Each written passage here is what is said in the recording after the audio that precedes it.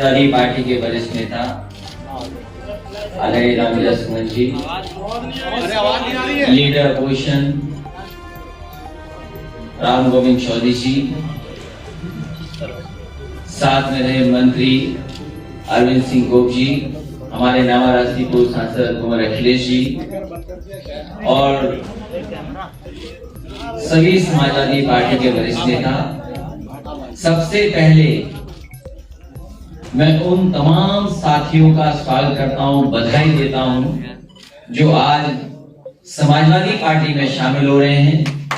मैं उन सभी साथियों का बहुत बहुत समाजवादी पार्टी में स्वागत करता हूं, बधाई देता हूं, मुबारकबाद देता हूं।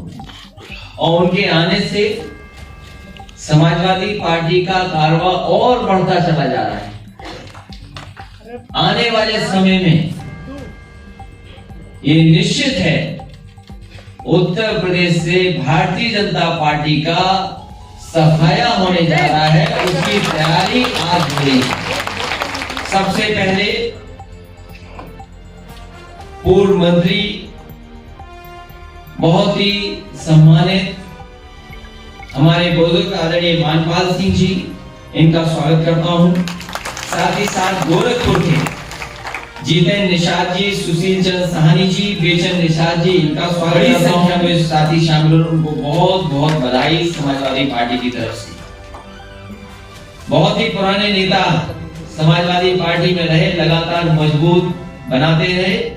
आदरणीय शेख सुलेमान साहब, पूर्व विधायक, कुछ दिनों के लिए नाराज होकर के चले गए थे, आज पुनः समाजवादी पार्टी में शामिल होकर के समाजवादी पार्टी को और बढ़ाने के लिए मैं बहुत बहुत बधाई देता हूं।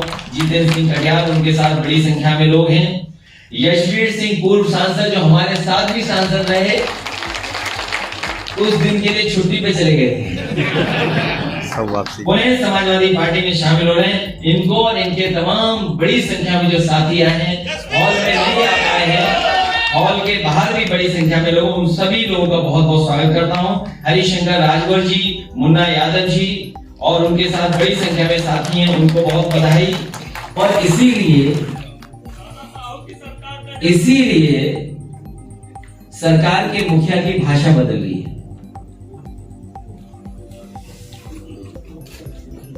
इनकी भाषा इसीलिए बदल रही है क्योंकि उत्तर प्रदेश की जनता बदलाव चाहती है, खुशहाली चाहती है। जिस तरीके से काम समाजवादी सरकार में हो रहे थे, उन कामों को दोबारा चाहती है। आज किसान हो, व्यापारी हो, नौजवान हो, हर वर्ग के लोग दुखी हैं सरकार से। जिनके पास अपना काम बताने को नहीं है, अभी तक ये सरकार नाम बदल रही थी, रंग बदल रही थी, समाजवादियों के काम उन पर अपना नाम लगा रही थी। अब तो दूसरे प्रदेशों के और दुनिया के दूसरे हिस्से से भी फोटो चुरा करके अपना काम बताने में सरकार आगे बढ़ रही है। मैं बधाई देना चाहता हूं सोशल मीडिया के तमाम नौजवानों को, जिन्होंने कम से कम भारतीय जनता पार्टी के मुख्यमंत्री जी को दिखा दिया कि विकास क्या होता है। दुनिया में जो विकास हुआ है, उनकी तस्वीरें लगा करके दिखा दिया मुख्यमंत्री जी को कि आखिरकार विकास क्या है। एक भी काम इस सरकार का वो नहीं है जिसका स्वयं शिलान्यास किया हो, उसका उद्घाटन करने जा रहे हो। इस सरकार के मुख्यमंत्री जी और सरकार वो काम नहीं बता सकती जिसका वो शिलान्यास किया हो और उसी का उद्घाटन कर रहे हो। उसके लिए भी काम नहीं किया सरकार ने। अपनी पार्टी के नेताओं को भी सम्मान देने के लिए इनके पास काम नहीं है, और अगर कोई काम चुरा रहा है तो समाजवादियों का काम चुरा करके अपने नेताओं के नाम लेता है। इनकी पार्टी के सबसे बड़े नेता कई बार रहे प्रधानमंत्री देश के। मुझे याद है कि 25 दिसंबर 2019 को उनके नाम पर एक मेडिकल यूनिवर्सिटी का उद्घाटन हुआ था, शिलान्यास हुआ था। 25 दिसंबर 2019 में देश के प्रधानमंत्री जी को बुला करके शिलान्यास कराया गया था मेडिकल यूनिवर्सिटी का। जो जगह भी ली गई थी उस यूनिवर्सिटी को बनाने के लिए, वो वही जो समाजवादी सरकार में चक गजरिया सिटी डेवलप हो रही थी, उसी जगह में मेडिकल की एक दूसरी जगह को कैंसिल कर करके अपनी मेडिकल यूनिवर्सिटी बनाने का जगह छीनी गई थी। आज कितना समय गुजर गया है, आज कितना समय गुजर गया, सरकार आज भी उनके नाम पर मेडिकल यूनिवर्सिटी नहीं बना पाई है। और मेडिकल यूनिवर्सिटी अगर कहीं चल रही है तो लखनऊ में डॉक्टर राम मनोहर लोहिया जी के नाम पर जो नेताजी ने मेडिकल कॉलेज बनाया था उसके 9th फ्लोर पे यूनिवर्सिटी चल रही है। देखो सही आ रहा ना। सोचिए, जो सरकार दूसरे का काम चोरी करती हो, अपने नेता का सम्मान न करती हो, उनके गांव में न जाने क्या क्या वादा किया गया कि काम होगा, आज भी पूरा नहीं हो पा रहा। आदि राम जी समझ पूरी जिले के हिस्से का हुआ, भविष्य में समाजवादी सरकार बनेगी तो अगर कोई अच्छी यूनिवर्सिटी बनानी पड़ी या कॉलेज बनाना पड़ तो बटेश्वर में बनाने का काम समाजवादी लोग करेंगे। आज भी सरकार 4.5 साल के बाद नाम बदल रही है, रंग बदल रही है। और अभी हाल में ही बाबा मुख्यमंत्री जी गए थे कुशीनगर, और कुशीनगर वही जगह है, कुछ वर्षों पहले भी वहां गए थे, जब गरीब बच्चों को मिलना था, गरीब परिवारों को मिलना था। मजदूर, किसान और गरीब परिवारों के बच्चों को, परिवारों को साबुन और शैम्पू बंटवाए गए थे। शैम्पू और साबुन बंटवाने का कारण यही था कि गरीबों की, किसानों की बदबू ना आ जाए सामने। 4 साल पहले कुशीनगर में गरीबों को, किसानों से मिलने के लिए उन्हें साबुन, शैम्पू बंटवाया गया था, और बदबू ना जाए इसलिए वो नहा करके आए।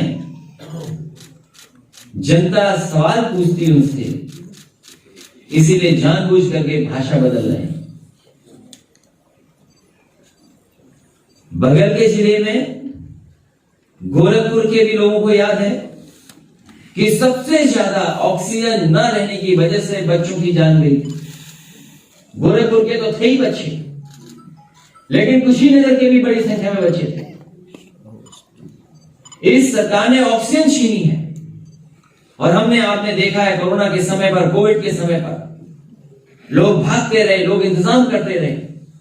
इस सरकार ने ना दवाई का इंतजाम किया, ना बेड का इंतजाम किया, लोगों को अनाज छोड़ दिया, और ऑक्सीजन का भी इंतजाम नहीं कर पाई, जिससे बड़ी संख्या में लोगों की जान। साथ धोखा किया, क्या कि आय दोगुनी हो जाएगी, किसानों की फसल की पैदावार की कीमत अच्छी मिलेगी, आय दोगुनी कर दी जाएगी।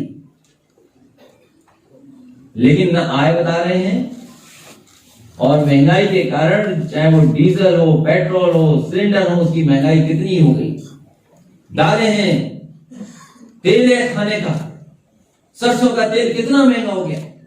और सरकार से जब पूछा गया कि सरसों का तेल आखिरकार महंगा क्यों हो गया, तो सरकार कहती है कि इसमें हमने मिलावट नहीं की, इसलिए सरसों का तेल महंगा हो गया। इसलिए एक बार फिर मैं अपने समाजवादी साथियों को बधाई देता हूं, और खासकर बिलाल सहारनपुरी शायर और लेखक हैं, इन्होंने बहुत शानदार गाना लिखा, इसके लिए इनको बहुत बहुत बधाई। केवल गाना लिखा रह जाए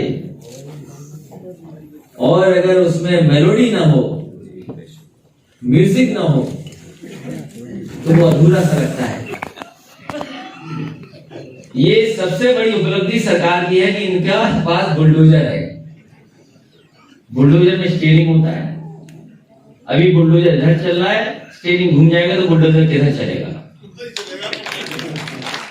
और मैंने कई मौके पर कहा, फिर कहता हूं इस बार, ये जो मुख्यमंत्री आवास पीछे बना हुआ है, इसका भी नक्शा पास नहीं है। और बहुत सारी जगह पर एक लंबी सूची एनडीए पर भी होगी और सब जगह होगी। मैं अपने गरीबों को जो अयोध्या फैजाबाद के गरीब हैं, जिनका घर छीन लिया गया, रात में बुलडोजर चला दिया, तस्वीरें वीडियो सबने देखा है। सरकार मनमानी कर रही है, सरकार कानून को नहीं मान रही, जो मर्यादाएं होती है राजनीति में उसकी परवाह नहीं कर रही। हम इन गरीबों को भरोसा दिलाते हैं कि जब कभी भी समाजवादी सरकार बनेगी और आने वाले समय में आपके सहयोग से, आपकी मदद से गरीबों, किसान, नौजवान बनाने जा रहे हैं, आपका सम्मान भी वापस होगा और आपके घर जो तोड़े गए हैं वो वही के वही घर बनाकर समाजवादी सरकार देने का काम करेगी। और जो अधिकारी चुपचाप ये कानून कागज पे घुमा रहे हैं, समाजवादी ने सूची बनाई है, अधिकारी ये ना समझे कि बच जाएंगे। अगर किसी की जिम्मेदारी है तो अधिकारी की भी जिम्मेदारी है। जो लोग 100 साल से रह रहे हो, 90 साल से रह रहे हो, उनका घर पे बुलडोजर चला दो आप। ये कहां का कानून है? कहां की आपने जानकारी हासिल कर ली? ये जो सरकार के इशारे पर काम करने का तरीका है, 4-5 महीने बचे हैं, जो करना चाहो कर लो। इसलिए मैं भरोसा दिलाता हूं इन गरीबों को, पूरा का पूरा गरीबों का सम्मान करने का काम समाजवादी लोग करेंगे। तो होम डिपार्टमेंट का, और अगर होम डिपार्टमेंट में डेटा नहीं मंगा सकते तो कम से कम डायल 100 का डेटा मंगाना चाहिए और उन्हें देखना चाहिए कि आखिरकार उत्तर प्रदेश में अपराध कौन बढ़ा रहा है।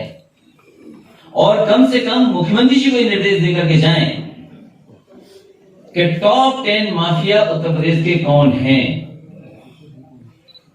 और कम से कम ये तो पता ही होगा, सबको पता है, उत्तर प्रदेश के वो मुख्यमंत्री हैं जिन्होंने अपने मुकदमे वापस लिए।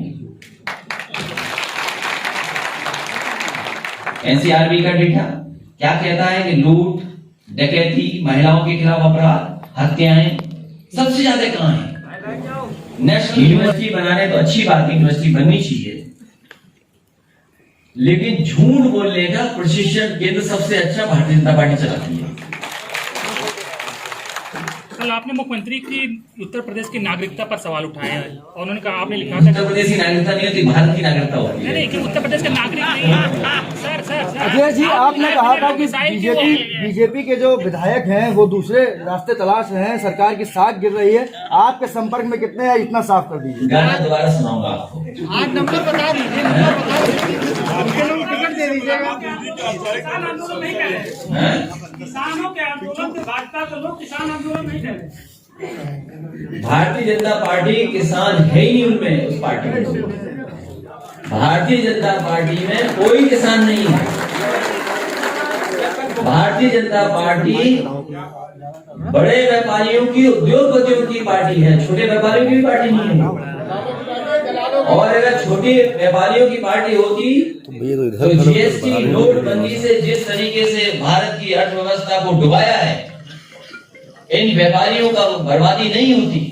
कोविड में भी जो मदद होनी चाहिए थी छोटे व्यापारी, छोटे दुकानदारों की और दैनिक व्यापार करने वालों की, किसी की मदद नहीं की। सरकार और अधिकारी जानकारी नहीं कर पाए। और बिजनौर से और बुलंदशहर की जो अलीगढ़ की क्या दूरी होगी? जो आरोप समाजवादी लोगों पे लगा रहे हैं, कम से कम एनसीआर की डाटा देखने की क्या है। बैठ जाओ।